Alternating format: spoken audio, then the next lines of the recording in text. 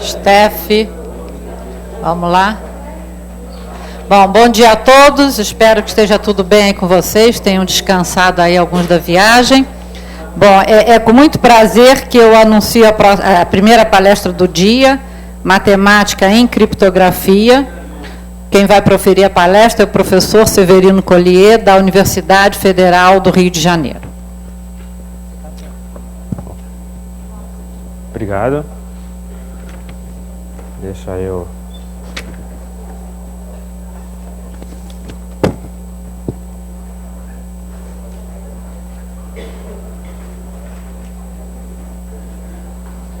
Bom, talvez eu devesse falar um pouco da origem da palestra e do meu interesse em criptografia antes da gente começar a abordar o tópico da palestra propriamente dito.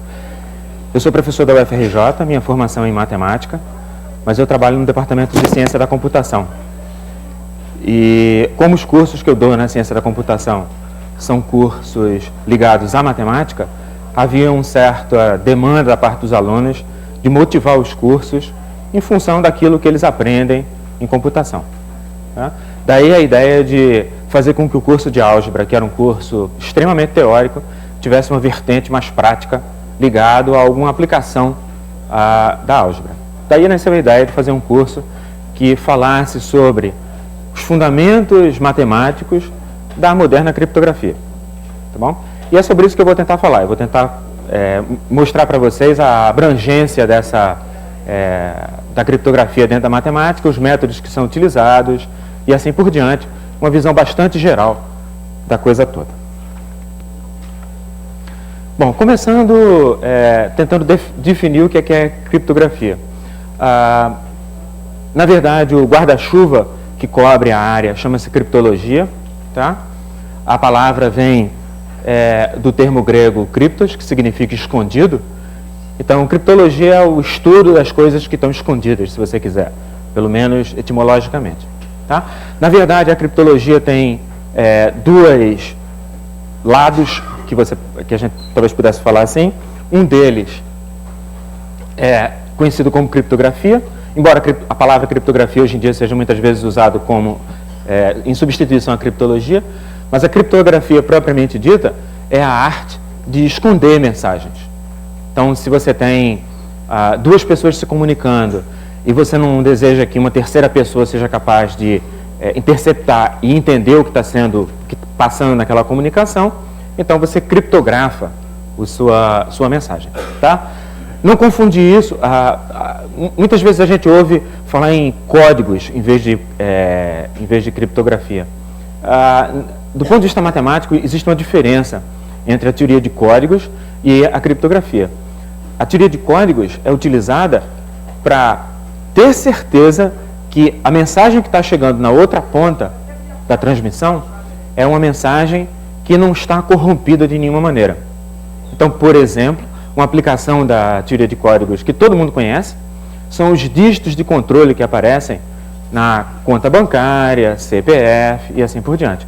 A função daqueles dígitos é permitir que, se for cometido um erro na transcrição do número, que corresponde, por exemplo, ao CPF, o sistema seja capaz de identificar que houve uma transmissão incorreta e, em alguns casos, até fazer a correção. Tá? Isso é extremamente importante quando você tem transmissões de longa distância. Por exemplo, um satélite que está indo para Marte e que tem que transmitir uma mensagem para a Terra. Tá? Uma sonda de longa distância no sistema solar, numa situação dessa, é extremamente importante. Isso é diferente da criptografia.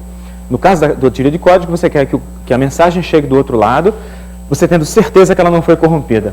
No caso da criptografia, você quer que a mensagem seja escondida, de maneira que uma pessoa que intercepte não seja capaz de descobrir qual o conteúdo da mensagem. Tá bom? O outro lado da criptologia é a criptoanálise, que corresponde exatamente à pessoa que intercepta a mensagem, que não é um usuário legítimo, mas que quer ser capaz de ler aquela mensagem. Então, a função da criptoanálise é quebrar a mensagem, no sentido de ler uma mensagem quando você não é um usuário legítimo. Evidentemente, o usuário legítimo tem condições de decifrar aquela mensagem completamente, porque ele tem os instrumentos para isso. Uma pessoa que intercepte a mensagem pelo meio do caminho não deveria ter. Então, a criptoanálise é o estudo de como fazer isso, de como quebrar a mensagem codificada por determinado código. Tá bom? Mas, como eu falei, hoje em dia a palavra criptografia está sendo usada praticamente como em substituição à criptologia, como se fosse o guarda-chuva que cobre os dois. Deixa eu falar um pouco sobre a história para vocês poderem se achar. Aí a história, na verdade, é bastante longa.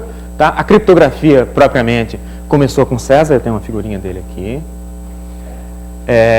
que foi o primeiro a utilizar a criptografia como meio de esconder informações secretas.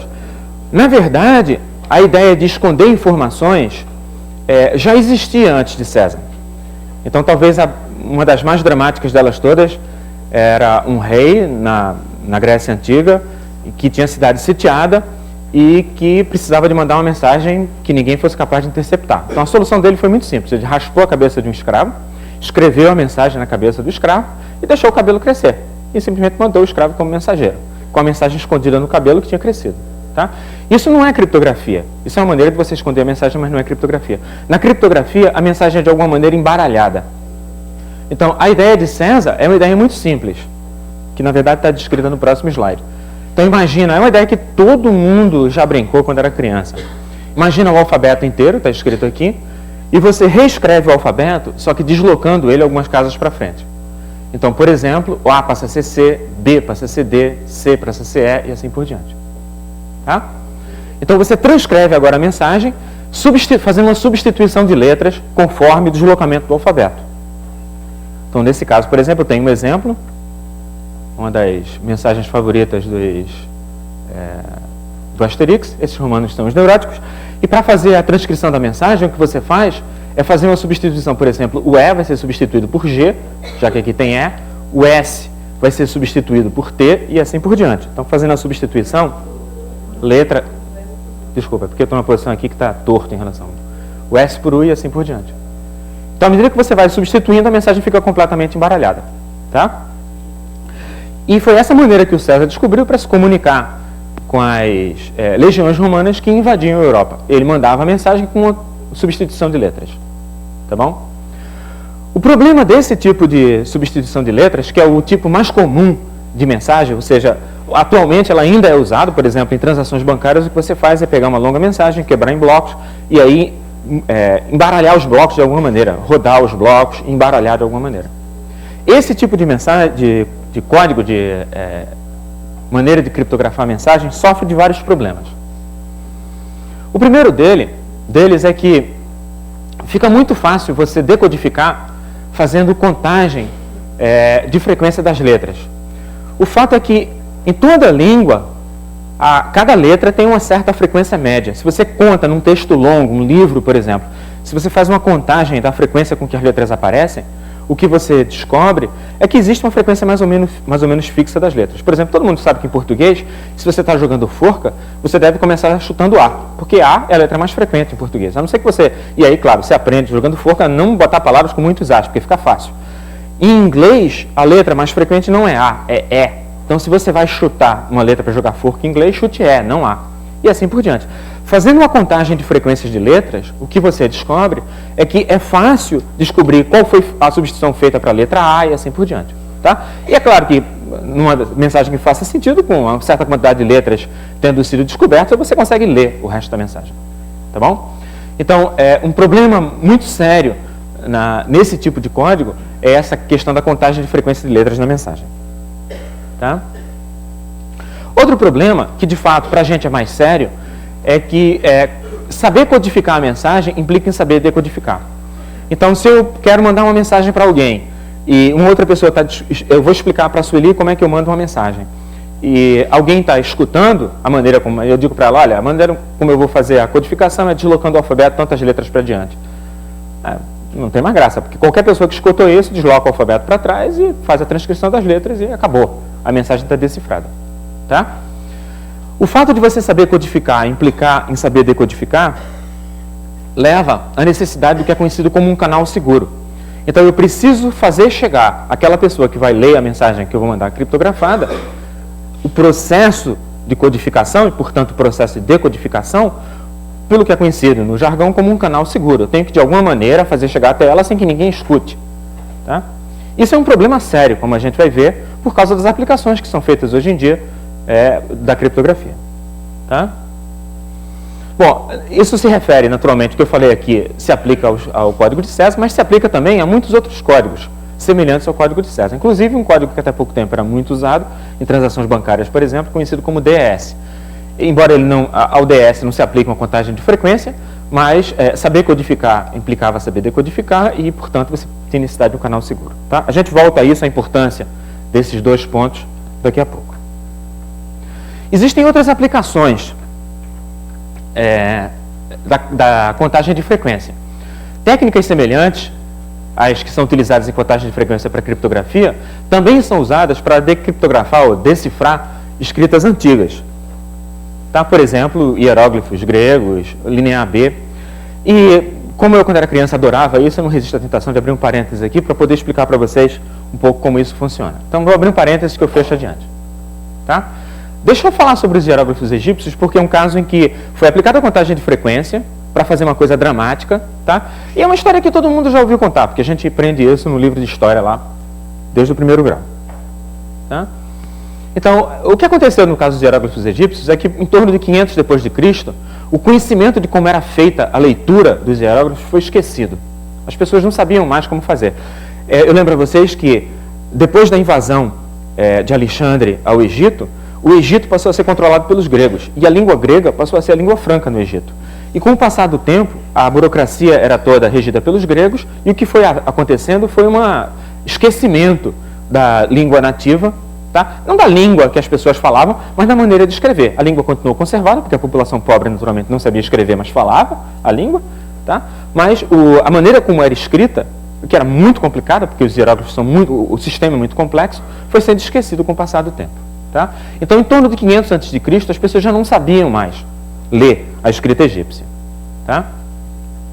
E aí apareceu esse grego com o nome de escola de samba, Horácio de Nilópolis, que escreveu um livro que sobreviveu ao tempo, em que ele dizia categoricamente que os caracteres que eram usados no Egito eram ideográficos. Isso significava que se aparecia uma casa, isso significava casa.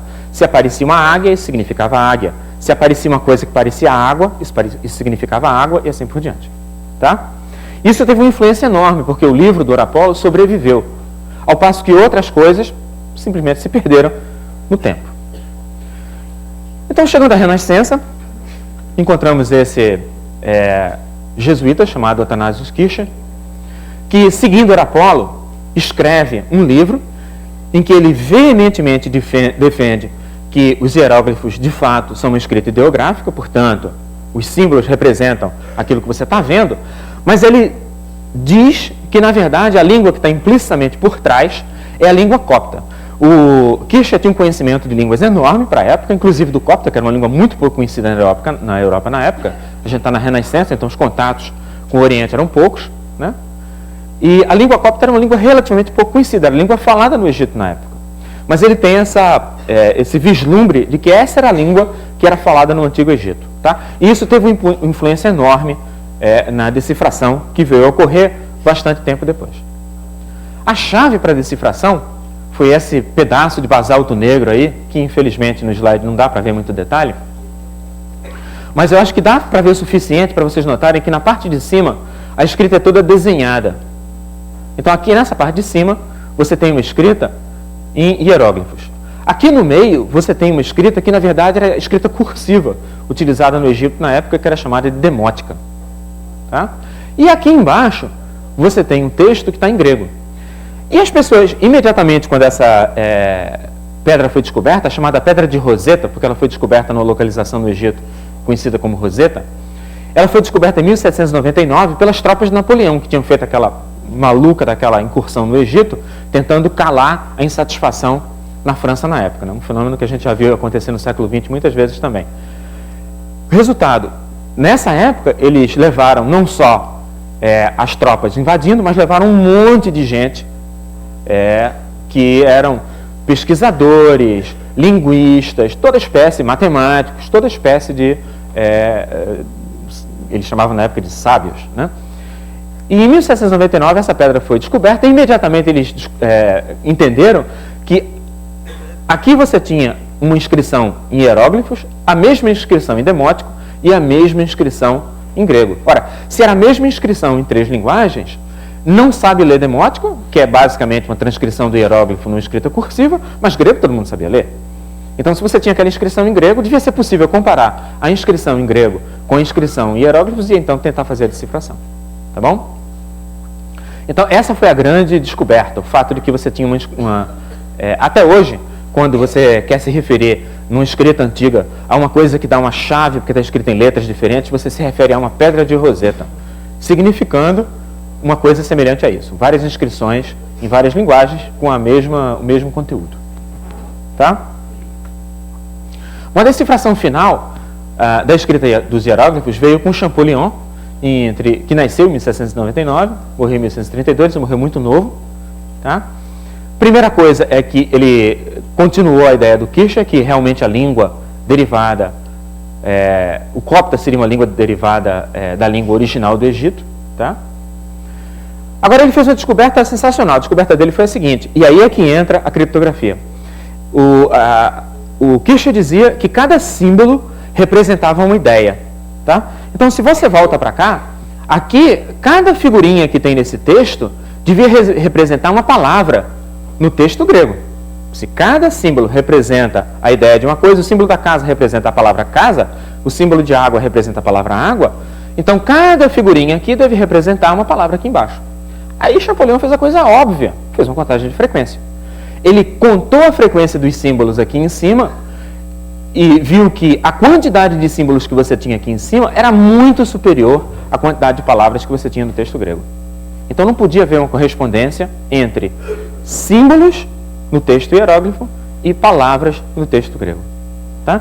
Portanto, uma mera contagem de frequência mostrou que a ideia que tinha vindo do Eurapolo, passado pelo Kircher, chegado até o Champollion no século XIX, na verdade não podia ser uma ideia verdadeira. Ela tinha que ser falsa, porque a contagem de frequência provava que tinha que ser mais complexo do que simplesmente cada símbolo aqui representando uma ideia. Tá? Na verdade, o que ele descobriu é que a escrita é extremamente complexa. Existem caracteres ideográficos realmente, ou seja, existe a situação de uma casa representar a palavra casa. Existem caracteres alfabéticos, ele construiu um alfabeto. Isso aqui é uma transcrição na própria escrita do Champollion, tá? Do que ele chamou o alfabeto egípcio. Então, por exemplo, o alfa grego corresponde a esses símbolos egípcios, o beta grego corresponde a esses, gama corresponde a esses e assim vai. Ele tem uma longa lista do que ficou conhecido como o alfabeto de Champollion. Então, ele criou um alfabeto, uma transcrição. Hoje a gente sabe que a maneira como é feita a transcrição é muito simples. Na verdade, se trata de um silabário, e se você tem o símbolo para a palavra casa, ele pode significar a casa, ele pode significar também a sílaba CA. Então, eles roubavam a primeira sílaba daquela palavra.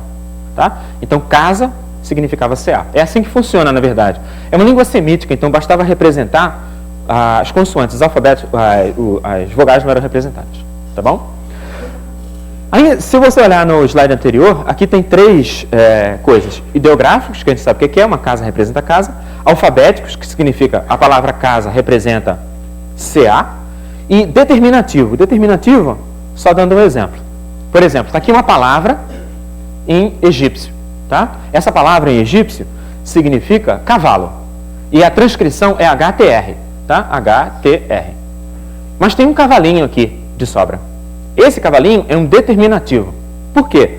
Porque na língua grega, como acontece em português, você tem muitos homônimos. HTR, além de significar cavalo, significava taxa. Então, no meio do texto, às vezes ficava difícil você saber qual o contexto correto. Se ali significava cavalo ou significava taxa. Então, o que você fazia? Você acrescentava um determinativo para dizer HTR aqui significa cavalo e não taxa. Tá?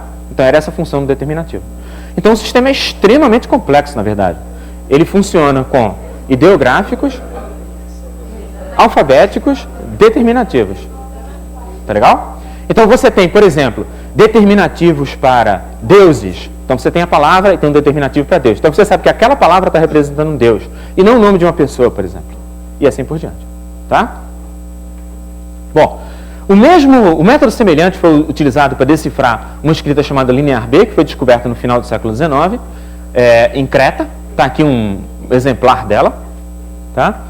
Ela foi descoberta em Creta, como eu falei. Foi decifrada por Michael Ventris, que na verdade era um arquiteto, em 1953. E o que foi feito nesse caso, a grande pendenga nesse caso, é qual era a língua representada nessa escrita. E algumas pessoas falavam que era grego, porque afinal tinha sido Creta, que depois tinha sido conquistada pelos gregos, e outros diziam que não era grego. Era a língua, o cara que descobriu, na verdade, dizia que não era grego. Esse Arthur Evans, ele dizia que não era grego aquilo, era uma língua anterior aos povos que, na verdade, estavam naquela região antes da Grécia. E o que aconteceu foi que, fazendo uma contagem de frequência, o Ventris descobriu que a língua que correspondia àquilo era uma língua declinada, ou seja, a terminação dava a posição sintática daquela palavra. Por exemplo, a terminação determinava se aquilo era ou substantivo, ou objeto direto, objeto indireto, e assim por diante. E o número de terminações coincidia com o que acontecia com o grego. Então ele disse, então é grego. Então vamos partir do princípio que isso é grego, vamos tentar, a partir disso, tentar fazer a decifração, e ele conseguiu fazer a decifração sobre essas hipóteses. Tá legal? Uma outra língua chamada Linear A, que também foi descoberta nessa mesma época, até hoje não está decifrada. E a mais famosa das não decifradas é uma das mais antiguas dos textos conhecidos até hoje, a língua do Vale do Indo, na Índia, tá? Que até hoje não está decifrado, está aqui um exemplar dela. Isso é um selo de... Bom, você põe o lacre e aí você sela com um selo que era isso aqui. Então ele é feito em alto relevo para poder colocar em cima do lacre e ficar a impressão do celular. Tá? Essas inscrições são muito curtas e não dá para fazer contagem de frequência em inscrição muito curta. Numa inscrição muito curta você pode fazer com que a letra mais frequente seja U, por exemplo. Tá? Então, você não consegue fazer contagem de frequência, fica muito difícil de fazer decifração. Então, todas as tentativas feitas até hoje, nenhuma delas foi bem sucedida. Tá bom? Então, agora fecha parênteses, vamos voltar à criptografia, que a gente já está até esquecido dela, né? Bom, voltando à criptografia, eu agora preciso chamar a atenção para dois tipos de códigos diferentes. O primeiro é o chamado código de chave secreta, ao qual corresponde o tipo de código que a gente viu que César construiu. Nesses códigos, saber codificar uma mensagem significa saber decodificar, porque como a gente viu, desloca o alfabeto 3 letras para diante, para decodificar, desloca 3 letras para trás. Tá bom? E, por causa disso, você precisa de um canal seguro. Então, para fazer chegar o processo de decodificação à pessoa que vai decodificar, eu tenho que ter certeza que ninguém está escutando quando eu faço chegar até lá o significado do processo, como é feito o processo de decodificação. Tá? Mas existe um segundo tipo de código, chamado código de chave pública. Eu estou usando código aqui como sinônimo de criptograma, porque a palavra não é muito usada no português. Tá? O código de chave pública, ele é muito estranho. A primeira vez que você vê, ele parece uma coisa difícil de você entender como é que é. Porque saber codificar não implica saber decodificar. Então eu posso chegar aqui e dizer assim, olha, a maneira como eu vou codificar a minha mensagem na frente de todo mundo é essa. E eu transmito uma mensagem para qualquer um de vocês, tá? E a não ser que eu chegue para você e explique como decodifica, ninguém vai conseguir decodificar. A primeira vez que você vê isso é impossível, porque se isso é para ser feito com embaralhamento de alguma maneira, na hora que eu disser como é feito o embaralhamento, o que é que tem mais para falar? Se eu estou dizendo para você embaralha assim, você vai lá e desembaralha. Qual o segredo disso? Tem uma coisa muito estranha acontecendo aqui, tá? Aí é que entra a matemática, a gente vai ver por quê. E a beleza dele é que você não precisa de um canal seguro. Por quê? Porque se você está fazendo uma transação, por exemplo, pela internet, ou se você está fazendo uma compra de cartão de crédito, não sei se você já pensou nisso, mas na hora que você chega numa loja, vai fazer uma compra com cartão de crédito e passa na maquininha lá o seu cartão, todos os dados ali estão passando por uma linha telefônica. Qualquer pessoa que plugue lá na linha consegue ouvir o que você falou. Consegue ouvir os números do seu cartão, todos os dados do seu cartão. Inclusive a senha, porque você digita. Então, isso é meio assustador. A informação tem que passar codificada de alguma maneira. Tá? Nesse caso, você pode até imaginar que de alguma maneira a maquininha tem guardada nela lá a maneira secreta de codificar que ninguém está vendo. Mas se a compra é feita, por exemplo, numa loja pela internet, como que você faz isso? Porque de alguma maneira a loja tem que mandar para o seu computador, ou para o computador que você está usando, a informação sobre como é feita a codificação dos dados do seu cartão. Então isso vai para um canal completamente inseguro, porque vai para uma linha telefônica. E vai ter que ir para qualquer pessoa que fizer a compra.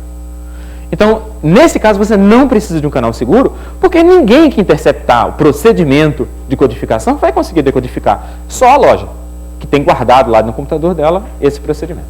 Tá? E a matemática entra aqui para fazer essa coisa que parece impossível de fato funcionar. Tá bom? Deixa eu explicar para vocês qual a ideia, antes de explicar como isso é implementado matematicamente.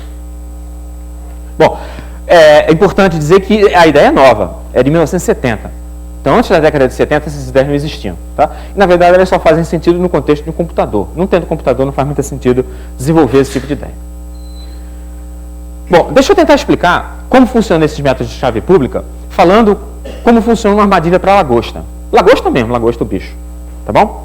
Não sei se vocês já viram uma armadilha para lagosta. Aqui tem uma figura de um, aqui não é muito boa, infelizmente, mas dá para ter uma ideia.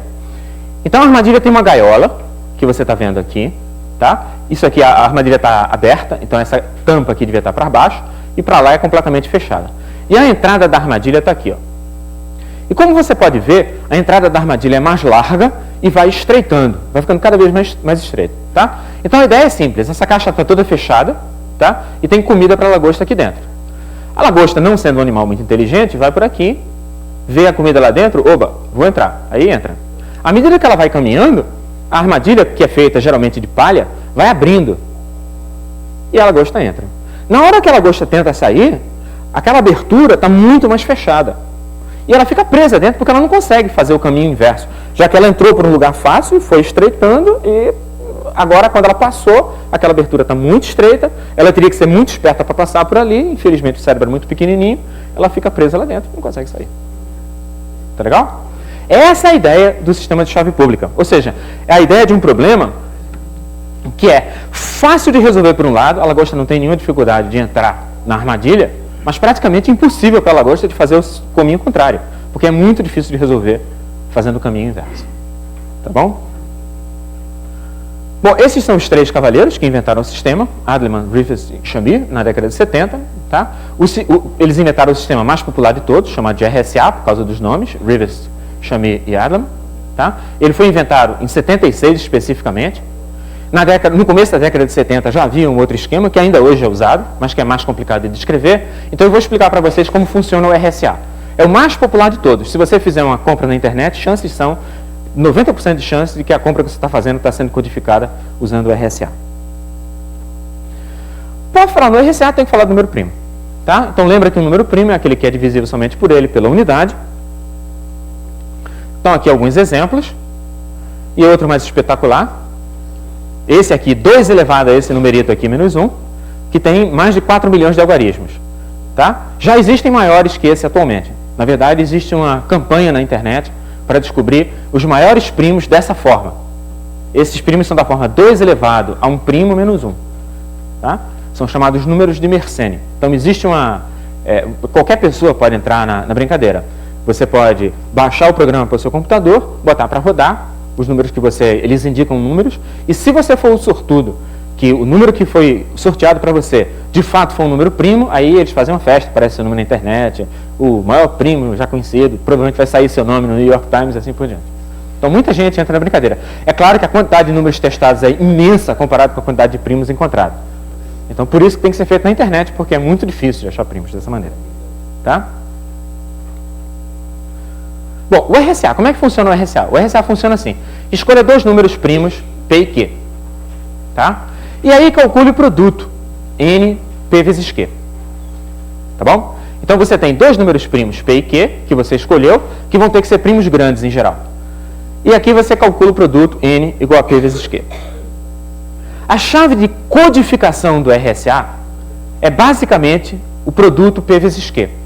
Então é isso que se você vai fazer uma compra na internet, a livraria ou a loja onde você está fazendo uma compra envia para você a informação do valor de P vezes Q.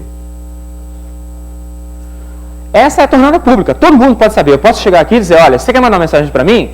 Então, o meu valor de P vezes Q é dizer para todo mundo o valor. Tá?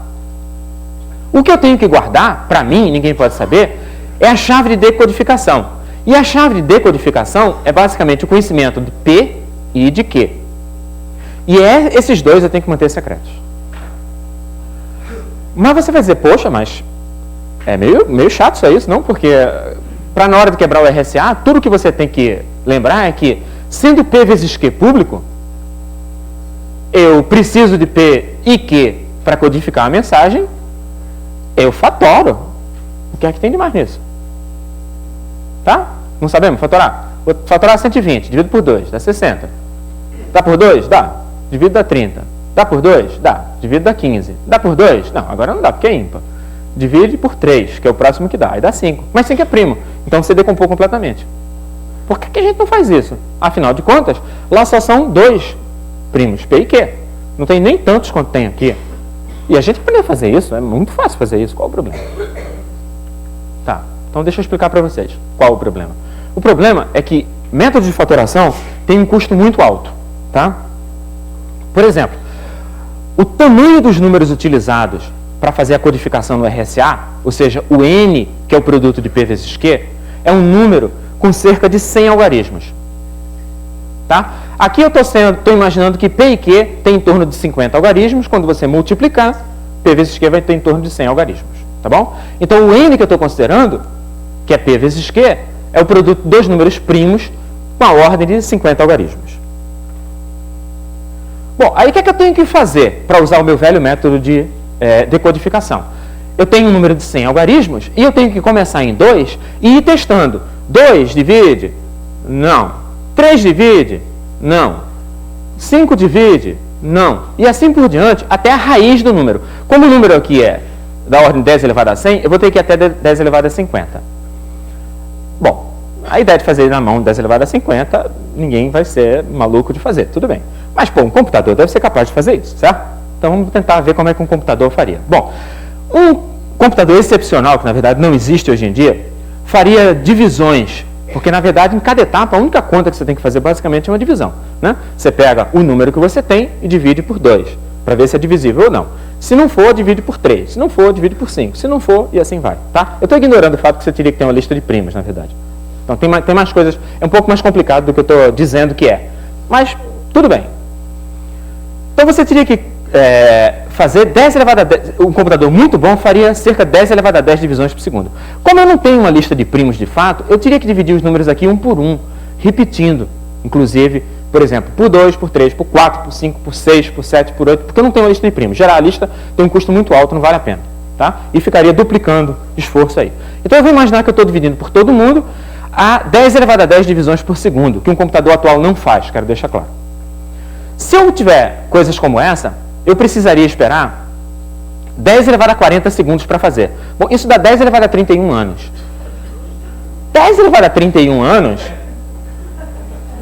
Ninguém vai esperar 10 elevado a 31 anos. Agora, 10 elevado a 31 anos é um número desses tão grandes, né? Que nem assim, não sei o quê, como é que é? A dívida é não sei quantos bilhões. Você fica imaginando, poxa, quanto é que você compra com 10 elevado a não sei quantos bilhões? A mesma coisa aqui. O que representa 10 elevado a 31 anos? Porque é um número tão astronômico que você fica desnorteado com ele. Então, para vocês poderem se localizar melhor, a verdade é que o universo tem 10 elevado a 11 anos. Então, se no momento do nascimento do universo lá, no momento do Big Bang, se você tivesse botado uma máquina para rodar, ainda faltaria muito mais tempo para você conseguir chegar no fim de fatorar aquele número do que se passou desde o começo do universo até hoje. Um negócio insano de quantidade de tempo. Tá? E, portanto, impossível, totalmente. Tá? Bom, portanto, achar P e Q conhecendo apenas o produto é essencialmente impossível de fazer. Tá? Isso precisa ser mais bem qualificado. Porque, na época que o RSA foi codificado, a primeira vez que houve uma divulgação muito grande do RSA foi num artigo publicado numa revista que hoje existe até em português, chamada Scientific American. E na época existia uma coluna chamada Recriações Matemáticas, do Martin Gardner, que talvez alguns de vocês conheçam os livros. E lá foi a primeira vez que foi divulgado o RSA. E por brincadeira, os caras que bolaram o RSA fizeram a codificação de uma mensagem e propuseram essa mensagem como desafio na coluna do Martin Gardner, quando ele descreveu o funcionamento do RSA. Essa mensagem ficou conhecida como RSA 129, tá? Era uma mensagem codificada, que foi codificada em 76, ou seja, na época que o código foi inventado. Com uma chave pública, o N tinha 129 algarismos. Daí, RSA 129. Tá bom? E com os recursos da época, ou seja, computadores e algoritmos de 1976, os caras calculavam, né, o Rivers e o Adleman, que seriam necessários quadrilhões de anos para decodificar a mensagem, com os métodos de 76. Só que a mensagem foi decodificada em 94. E, na verdade, não levou quadrilhões de anos, evidentemente. Foi decodificada em 94, não levou quadrilhões de anos. A mensagem que eles codificaram era "The magic words are screaming show first", na verdade não significa porcaria nenhuma. Que é uma ótima mensagem para você propor como uma coisa para ser decodificada, porque ninguém consegue adivinhar o conteúdo da mensagem, já que ela praticamente não significa nada. É um conjunto de palavras em inglês que não tem um significado real. Tá? Como é que foi feito isso, que deveria levar quadrilhões de anos e em 94, pum, foi resolvido? Simples. Em primeiro lugar, 600 computadores de voluntários foram utilizados. Tá? Foi a primeira vez que isso foi feito na internet. Eu falei para vocês um pouco antes que agora você pode baixar para sua máquina um programa que fatora números de Fermat, ou verifica se números de Fermat são inteiros, primos ou não. Tá? A primeira vez que esse método foi utilizado, na verdade, foi para fatorar o RSA 129, onde 600 computadores de voluntários foram utilizados. Em segundo lugar, bom, isso estava em 25 países diferentes. Tá? Os dados tiveram que ser reunidos usando um supercomputador, tal era o volume de dados que foi gerado pelos 600 voluntários. Tá bom? O tempo total que eles levaram foi 8 meses, entre começar o procedimento e fechar completamente as contas. O que é que fez a diferença? Em primeiro lugar, novos algoritmos, novos processos de fatoração foram inventados. O algoritmo que foi utilizado chamava-se crivo quadrático, já existe um crivo melhor atualmente. Tá? E esse se chama crivo pela mesma razão que o crivo de Eratóstenes se chama crivo. Na verdade, o procedimento de fatoração envolve uma coisa semelhante ao crivo de Eratóstenes. Os computadores ficaram muito mais rápidos, né? O computador em 76 era uma coisa muito, muito lenta. Os computadores se tornaram populares, todo mundo tinha computador, daí 600 voluntários seria uma coisa viável. E a outra coisa é que tinha uma internet para interligar todo mundo, que antes não existia. Tá? Na verdade, mais recentemente, outro desafio, o RSA 160, agora o N já está com 160 algarismos, tá? Foi decifrado, o RSA 160 é esse numerito que está aí, tá? E se você fatorar, dá esses dois números primos que estão aqui. Se você quiser pode copiar e aí você pode verificar em casa se é verdade. Tá? Em liberdade, eu passo para vocês, não tem problema. Se você quiser nem copiar, eu passo para vocês. Bom, olha, eu não sei se vocês estavam prestando atenção assim, porque às vezes a gente fica tão ligado nas palavras do outro que não saca que tem uma coisa estranha nisso aí. A coisa estranha é a seguinte: é difícil fatorar números grandes. É isso que torna o RSA seguro. Um número primo é um número que não tem fator. Portanto, na hora que eu vou verificar se o número é primo, eu tenho que tentar fatorar e ver que não tem fator. Mas como é que você obtém dois primos grandes para usar no RSA? Porque se é difícil fatorar, então é difícil verificar que o número é primo, porque você vai procurar fator no número e não encontrar. Então parece ter uma contradição aí, ou seja, o RSA é um negócio tão seguro que você não consegue nem construir ele, porque como você consegue dois primos grandes para usar nele, se é tão difícil fatorar, e se verificar que é primo, é verificar que não tem fator. Tá? Então talvez essa seja, para vocês, talvez seja uma grande novidade, porque para os meus alunos, certamente, quando eu falo isso lá no fundão, é uma grande novidade. É o fato de que primalidade não é a mesma coisa que fatorar.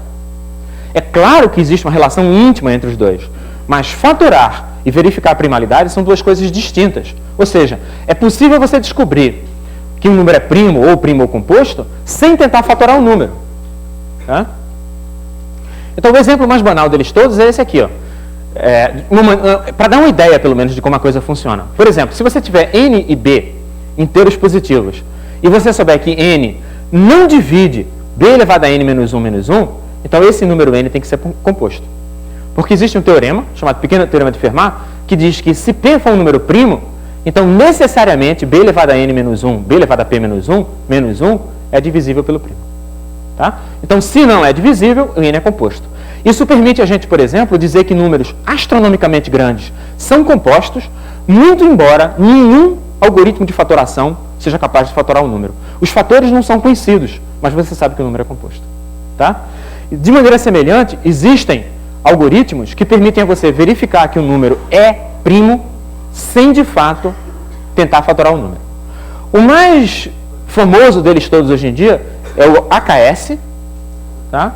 Que é um método eficiente. O jargão que os matemáticos usam é um método de tempo polinomial, isso significa que ele leva um tempo pequeno para determinar a primalidade, que determina se o número é primo sem fatorar o número. Tá? Ele foi descoberto em agosto de 2002 por 3 matemáticos, Agrawal, Kayal e Saxena. Eles são matemáticos indianos, e para falar a verdade, os 2 últimos, Kayal e Saxena, na verdade, são estudantes de graduação, não mais, né? Mas eles eram estudantes de graduação na época em que o método foi criado. Tá? E em 2002, quando esse método foi descoberto, foi uma sensação. Eu estava na escola de álgebra na época, e a informação chegou por e-mail, e foi assim, chegou à noite, na manhã do dia seguinte, no café da manhã, só se falava nisso.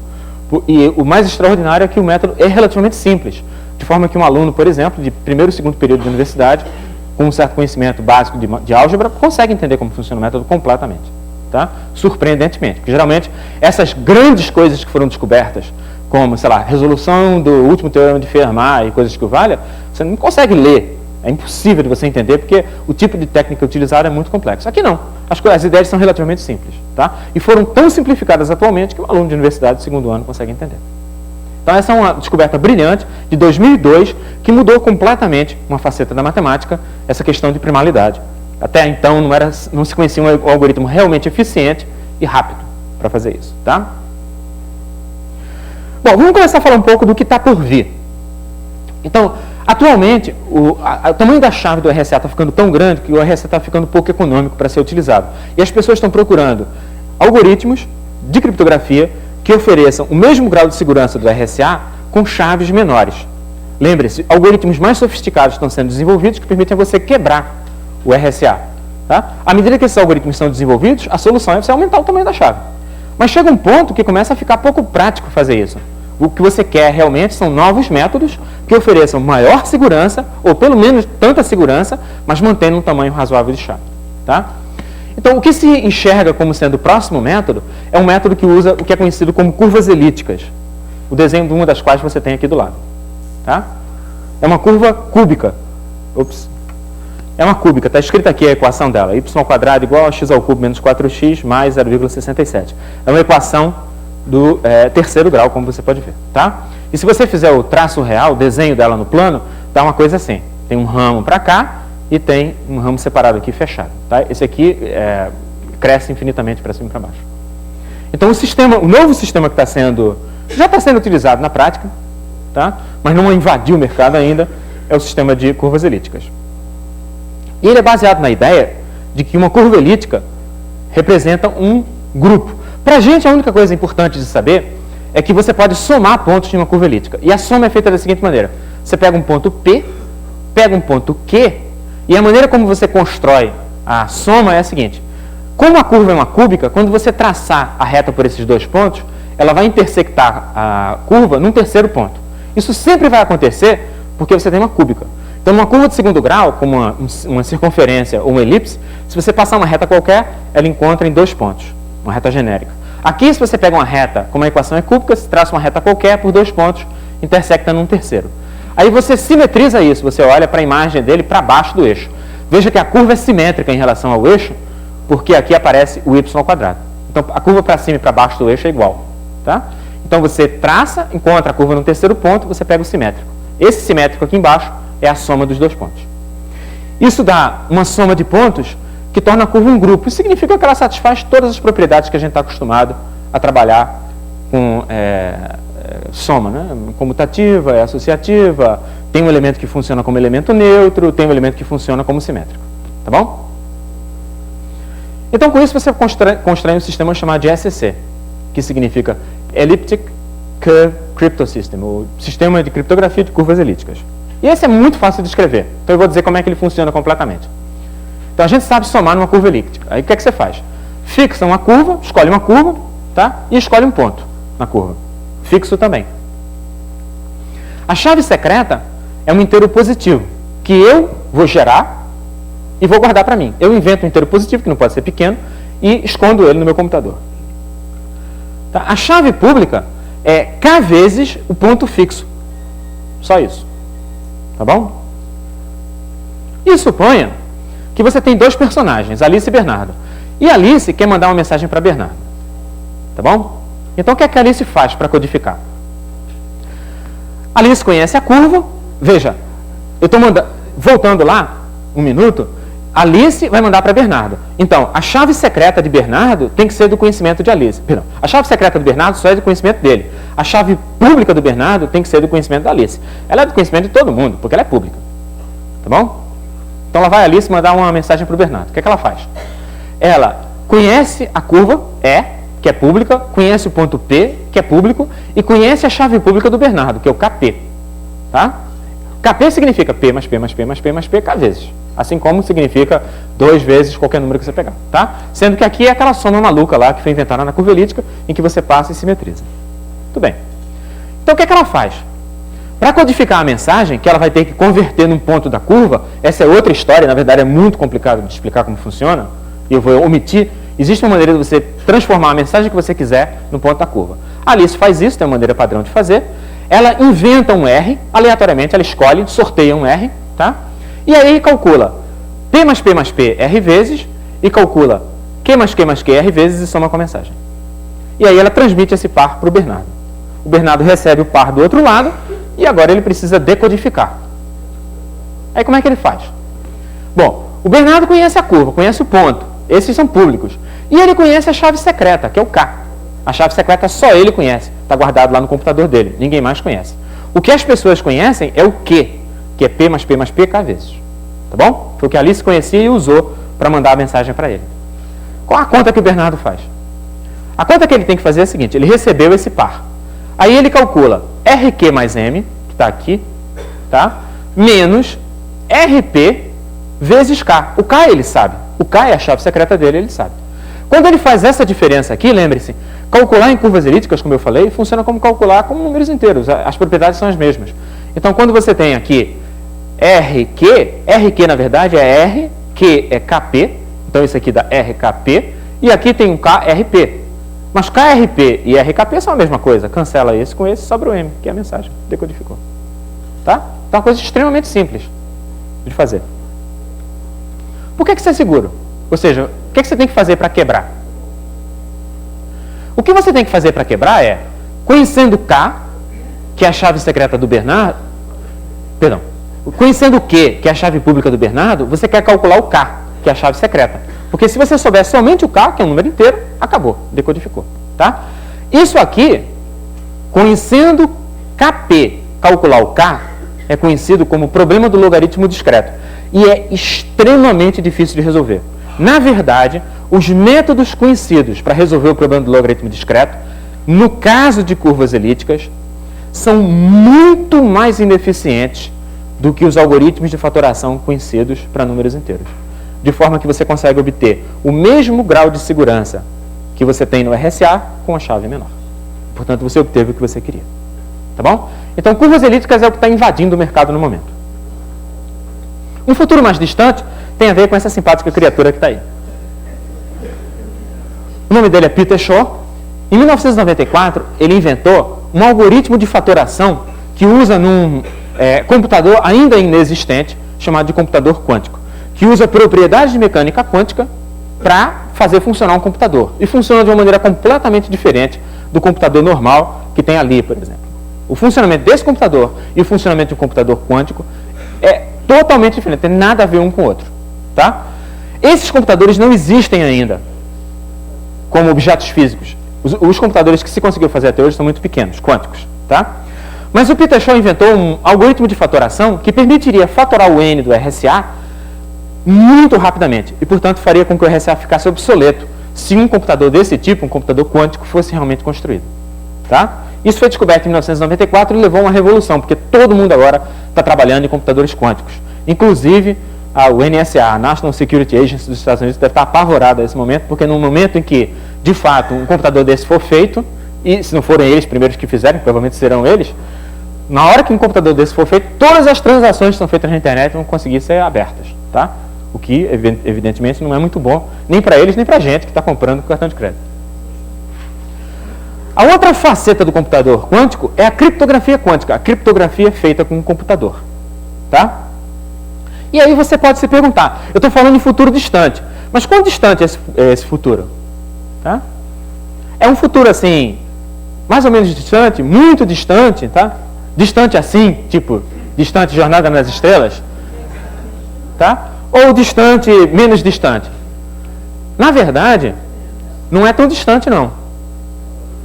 É distante, muito pouco distante, para falar a verdade. Porque da última vez que eu falei essa palestra para hoje, eu tive que botar uma imagem nova aqui. Essa caixinha preta que vocês estão vendo aí é um sistema de criptografia quântica.